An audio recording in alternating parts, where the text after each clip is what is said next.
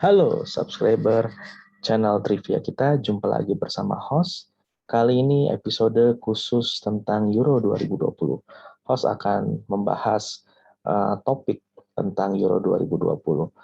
Dalam episode kali ini, host akan menyajikan opini-opini tentang perjalanan Gliazzurri ataupun Italia dalam menapaki final ke-10 turnamen akbar, yaitu Piala Dunia dan juga Piala Eropa selama sejarah Gliazzurri. Di final nanti di Senin dini hari, Gliazzurri yang dinahkodai oleh Roberto Mancini akan berhadapan dengan anak asuh Gareth Southgate, yaitu St. George Cross, Inggris. Oke, kita langsung saja ke ulasan, tapi sebelum itu pastikan teman-teman semua mengikuti ulasan dari host sampai dengan selesai, karena di akhir video akan ada quiz trivia yang merupakan section yang paling istimewa dari channel ini, karena di section trivia akan disajikan quiz-quiz yang menguji tentang pengetahuan atau khasanah sepak bola dari teman-teman semua. Bagi yang beruntung, yang bisa menjawab dengan benar quiz tersebut, akan mendapatkan hadiah dari host. Kalau teman-teman tahu jawabannya, silakan langsung tulis jawabannya di kolom komentar. Oke, stay tune. Kita langsung bahas tentang perjalanan Italia di Euro 2020 ini. Teman-teman mungkin sudah paham betul bagaimana ciri khas dari sepak bola Italia. Sepak bola Italia adalah bertahan, sepak bola Italia adalah catenaccio. Ya, memang itulah ciri khas Italia yang kita ketahui. Suatu sistem catenaccio adalah suatu sistem pertahanan berlapis yang menginstruksikan seluruh pemain membantu pertahanan dengan tujuan membuat lawan frustrasi. Salah satu pertandingan yang terkenal bagaimana manisnya sistem catenaccio adalah ketika saat itu Gliazzurri di Euro Belanda Belgia tahun 2000 yang dinahkodai oleh Dinozov berhasil membuat Belanda frustrasi di semifinal. Bahkan Italia sejak menit belasan ketika Gianluca Zambrotta harus diekspulso oleh wasit dan keluar lapangan, meladeni permainan super ofensif Belanda dengan hanya 10 pemain. Tetapi saat itu Paolo Maldini, Alessandro Nesta, dan Mark Luliano berhasil menjaga gawang Francesco Toldo tetap clean sheet. Dan hebatnya lagi, dua penalti yang dihadiahi oleh wasit tidak mampu dikonversi Belanda pada saat itu di 120 menit. 90 menit normal dan 30 menit perpanjangan waktu. Alhasil kefrustrasian Belanda berlanjut ke adu penalti dan lagi-lagi Frank de Boer gagal mengonversi penalti, kemudian juga Paul Bosvelt juga gagal dan akhirnya mengirim Gliazzurri untuk bertarung di final melawan Prancis. Itu salah satu pertandingan ikonik bagaimana catenaccio menjadi senjata utama. Membosankan? Ya. Pragmatis tentu. Dan sangat tidak menarik bagi non-penggemar Italia menyaksikan bagaimana suatu tim hanya berciri khas atau mengandalkan pertahanan. Tapi lain dulu, lain sekarang, tongkat kepemimpinan sejak beralih dari pelatih yang gagal meloloskan Italia ke Piala Dunia 2018 yaitu Ventura, diambil alih oleh Roberto Mancini. Sebagaimana kita ketahui, Roberto Mancini ketika menukangi Inter Milan, Manchester City, dan Galatasaray terkenal dengan sepak bola menyerangnya. Ini yang coba Mancini implementasikan di Squadra della Azzurra dan sangat berhasil. Salah satu statistik yang saya perhatikan pada saat perhelatan Euro ini adalah bagaimana Italia cukup dominan di ball position. Ini sangat jarang terjadi karena Catenaccio praktis hanya bersabar menunggu serangan lawan. Praktis akan ada low ball position pada saat mempraktikkan gaya Catenaccio. Tapi di Euro kali ini tidak demikian.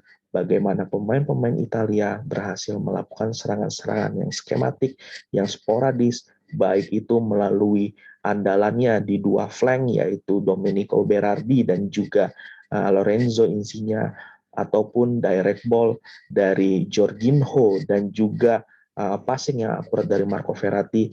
langsung ke jantung pertahanan lawan melalui Ciro Immobile. Dan juga pergerakan dinamis dari dinamo lini tengah Italia yang ada dalam diri Nicolo Borella. Nicolo Borella sangat luar biasa atraktif permainannya. Bagaimana dia mematahkan serangan lawan, kemudian melakukan transisi serangan yang sangat cepat, yang sangat apik. Inilah gambaran Italia sekarang. Di babak grup, Italia berhasil menorehkan 9 poin sempurna, teman-teman trivia kita semua. Yang pertama adalah ketika membabat habis Turki dengan 3-0. Kemudian Swiss yang menggugurkan Prancis dan menyulitkan Spanyol pun dibuat tidak berdaya dengan skor 3-0. Sungguh suatu sepak bola yang hampir mendekati sempurna yang diperagakan Mancini. Bagaimana pertahanan yang baik dipadukan dengan serangan yang mematikan. Ditutup dengan satu kemenangan lagi dengan melawan Gareth Bale dan kawan-kawan, yaitu Wales, lewat gol tunggal dari Matteo Pessina. Pada pertandingan tersebut, Italia mengoverhaul hampir seluruh timnya, karena memang ini adalah salah satu manajemen dari pelatih ketika harus berhadapan dengan schedule yang padat, 3 hari sekali harus bermain. Tentunya ketika sudah memastikan diri lolos, player management harus dilakukan dengan overhaul pemain. Kita bahas selanjutnya di babak gugur. Italia berjumpa dengan Austria di kota London di Stadion Wembley. Memang ini pertandingan yang sangat mengejutkan, bahwasanya Austria tidak disangka-sangka sangat menyulitkan Gli Azzurri sampai ke babak perpanjangan waktu. Bahkan jikalau Marco Arnautovic saat itu tidak terperangkap offside dengan kamera VAR, bahkan Italia bisa tersingkir di babak tersebut. Dan offside ketika itu adalah sangat tipis. Mungkin kalau belum ada teknologi VAR, mungkin gol Arnautovic sudah disahkan dan kita tidak akan bisa melihat Italia sampai final. Ini sedikit keberuntungan dari Italia di babak 16 besar. Dan untuk kali pertama Italia tidak clean sheet dan kebobolan oleh Austria ini lewat Sasa Kalisic. Tapi yang host cermati adalah bagaimana kolektivitas yang dibangun oleh anak asuh Roberto Mancini ini. Ketika Domenico Berardi, Ciro Immobile, Lorenzo Insigne sebagai tumpuan utama Gli Azzurri buntu ke gawang Bachmann, pemain-pemain yang ada di bench bisa melakukan tugasnya. Jadi changing plan dari plan A ke plan B untuk suatu tim di suatu turnamen ini harus didukung oleh para pemain yang menjadi cadangan, yang kekuatan atau kualitasnya juga tidak berbeda jauh dengan starting 11 ya. Dan ini ditunjukkan, kualitasnya ditunjukkan oleh Mancini, dan strategi Mancini memasukkan Federico Chiesa dan juga Matteo Pessina langsung diganjar kontan. 2 gol yang diciptakan di extra time melalui Pessina dan Chiesa. Ini merupakan suatu tactical changing yang sangat brilian dari Mancini dan juga bisa diaplikasikan dengan baik oleh pemain-pemain di lapangan. Kita selanjutnya pindah bahasan ke quarter final. Di sini banyak jurnalis maupun fans-fans sepak bola yang menganggap Italia akan usai di babak ini, karena yang akan dihadapi oleh Italia adalah peringkat FIFA nomor 1 saat ini, yaitu The Red Devils Belgia dengan Roberto Martinez ya, dengan punggawa-punggawa yang disebut jurnalis dunia adalah Golden Generation ya. Kita sama-sama mengetahui bagaimana prestasi Kevin De Bruyne di Manchester City, capaian Romelu Lukaku di Inter Milan, dan juga kematangan Toby Alderweireld dan juga Jan Vertonghen serta Thibaut Courtois di pertahanan.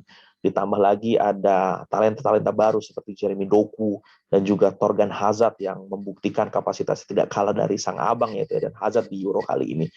Itu akan menjadi suatu batu yang akan menghalangi perjalanan Italia di Euro 2020. Bahkan banyak memprediksi Belgia harusnya unggul dan bisa mengepak koper untuk Italia. Namun di sini kematangan, mentalitas, turnamen Italia berbicara di sini. Di 2016 pun demikian, ketika Belgia lebih diunggulkan di partai pembuka di grup E, saat itu Antonio Conte berhasil membungkam dengan kemenangan 2-0 melalui gol dari Giaccherini dan juga Graziano Pelle. Sekarang pun diulang prestasi tersebut dengan Roberto Mancini. Memang Italia tidak bisa menyamakan skor dengan perolehan di Lyon yaitu 2-0. Skor kali ini walaupun menang kebobolan dengan skor 2-1, tapi secara proses ini lebih brilian. Karena Belgia di 2020 secara permainan lebih matang daripada Belgia di 2016. Meskipun di 2016 diperkuat Eden Hazard. Kerjasama antara Kevin De Bruyne dengan Lukaku sangat-sangat mematikan. Beruntung Italia memiliki sosok Donnarumma yang menggagalkan 2 peluang bersih dari De Bruyne dan juga Lukaku. Meskipun di akhir babak pertama Donnarumma harus kebobolan karena penalti dari Lukaku. Dan juga kita menyoroti apa yang dilakukan oleh Insigne dan juga Barella. Gol Barella adalah gol seperti striker ulung, seperti poacher di kotak penalti. Bagaimana satu keeping ball mengecoh Thomas Vermaelen dan menghujamkan bola lurus dan kencang ke tiang jauh Thibaut Courtois. Ini merupakan tipikal striker seperti Christian Vieri, tapi luar biasanya ada pada diri dari Nicolo Barella yang kita tahu sama tahu Barella merupakan sosok modern box to box midfielder. Jadi memang paket komplit. Pintar bertahan, pintar menginisiasi serangan, dan pintar mengeksekusi peluang sekecil apapun. Peluang ini juga didapat dari kecepatan berpikir Marco Verratti ketika ada scrimmage atau kemelut di area berbahaya dekat kotak penalti. Verratti mengirimkan umpan yang sangat akurat ke Barella. Gol kedua sekaligus gol yang ya mungkin kita bisa bilang meruntuhkan semangat atau kepercayaan diri Belgia. Gol dari Lorenzo Insigne. Dan gol ini kita apresiasi sebagai gol yang merupakan signature dari kemampuan Lorenzo Insigne. Bagaimana Lorenzo Insigne mengeker tiang jauh dari Courtois, dan ini tidak bisa digapai oleh Courtois. Jadi kekuatan dari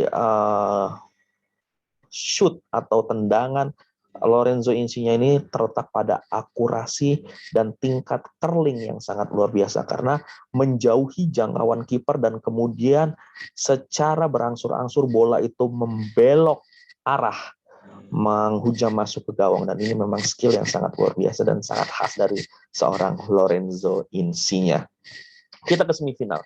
Di semifinal mungkin ada sedikit anomali yang mana di pertandingan-pertandingan sebelumnya Italia sangat dominan, Italia menguasai ball position. Kali ini Italia kalah telak ball position dengan Spanyol. Tridente tengah Spanyol, La Furia Roja, asuhan Luis Enrique yang ada dalam El Capitano Sergi Basque, dan juga Pedri, si wonderkid, dan juga Koke, pemain yang sangat stabil di Atletico Madrid, ini berhasil menggagahi Tridente Italia yang ada dalam diri Barella, Verratti, dan juga Jorginho. Praktis Spanyol menguasai ball position 70% atau sekurang-kurangnya 60% menurut data statistik ketika itu.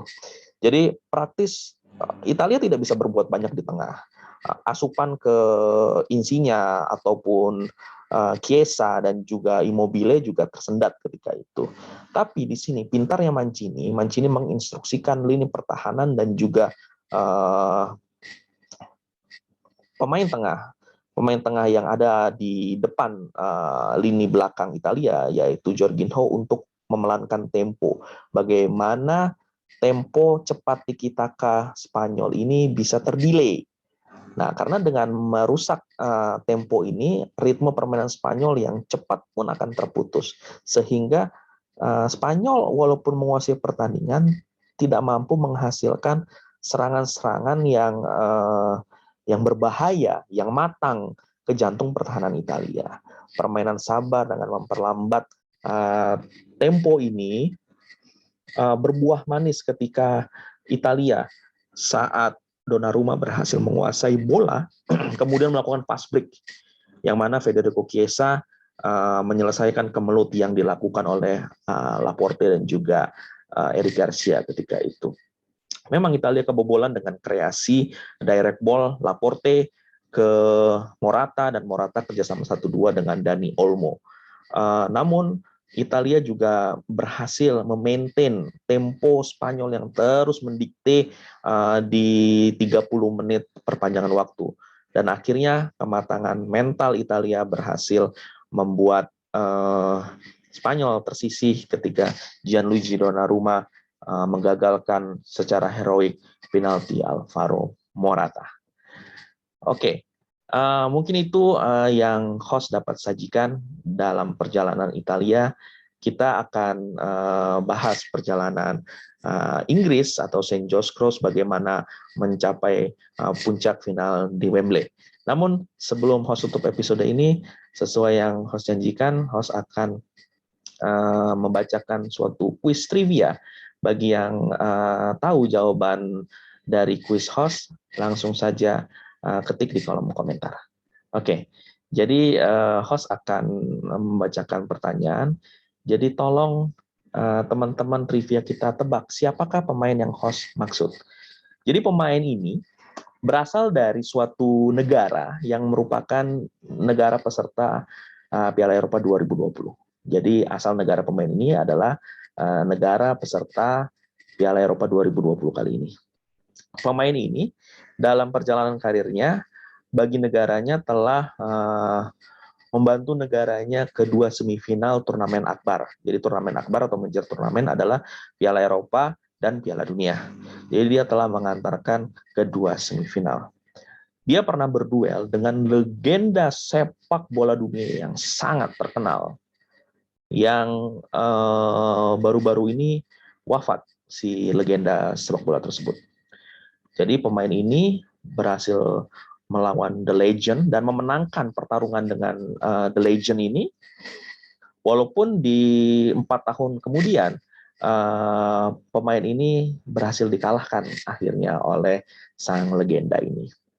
Kemudian sepanjang karirnya di klub, pemain ini memperkuat 2 klub yang sukses meraih gelar Liga Champions Eropa. Jadi ada 2 tim dalam karir dia, dalam histori karir dia yang dia perkuat, dan klub ini mampu menghasilkan juara Liga Champions. Kemudian sebagai seorang pelatih, pemain ini menukangi banyak klub, ya. Klub-klubnya sangat banyak. Host akan sampaikan klub-klub apa yang dilatih oleh pemain ini. Jadi yang pertama adalah tim yang diperkuat oleh salah satu bintang dari negara yang tampil mengejutkan di Piala Dunia, yang mana nama Escobar itu menjadi terkenal. Tentunya teman-teman tahu Piala Dunia kapan itu. Dan kandang klub ini adalah 3 huruf, yang mana salah satu dari 3 huruf, maksudnya 3 kata, yang mana salah satu dari 3 kata tersebut adalah kata yang merupakan mata uang dari suatu negara maju. Nah, itu clue-nya. Kemudian klub berikutnya yang dilatih oleh pemain ini, ya. Jadi setelah pemain ini pensiun, dia menjadi pelatih. Dia melatih klub di salah satu liga di Eropa, salah satu liga top di Eropa, yang pernah diperkuat oleh gelandang jenius salah satu klub papan atas English Premier League saat ini. Dan kota di mana klub tersebut berasal adalah kota yang merupakan pusat dari manufaktur otomotif, ya, yang mengeluarkan produk dengan nama Cayman, ya, Cayman dan Cayenne. Nah, ini salah satu klub yang dilatih oleh pemain ini. Kemudian klub berikutnya yang dilatih oleh pemain ini adalah klub yang pernah diperkuat oleh sang juara dunia yang saat ini menjadi Pirelli, dan juga pernah diperkuat oleh salah satu pemain yang terkenal dengan insiden meludahnya di suatu event Piala Dunia. Ya, jadi itu clue-clue dari pemain ini. Dan clue terakhir adalah salah satu gol terkenal yang dicetak oleh pemain ini pada saat di level negara adalah ketika pemain ini mencetak gol ke gawang negara yang menjadi tuan rumah kejuaraan dunia badminton yang nomor tunggal putranya dimenangi oleh tunggal putra kita yaitu Hendrawan. Nah, kira-kira itu hints-hints dari trivia kita kali ini, episode perjalanan Italia. Bagi yang mengetahui siapa kira-kira pemain yang dimaksud host dalam kuis ini, tolong langsung tuliskan di kolom komentar, karena bagi yang tercepat menulis komentar dari jawaban yang benar tentunya akan ada reward dari host. Mungkin cukup di sini untuk episode perjalanan Italia. Kita akan sambung lagi ke episode berikutnya tentang perjalanan Inggris atau St. Joe's Cross menuju final Piala Eropa 2020. Stay tune selalu di channel trivia kita. Tetap sehat selalu di pandemi kali ini. Salam sehat dan salam sepak bola. Bravo olahraga.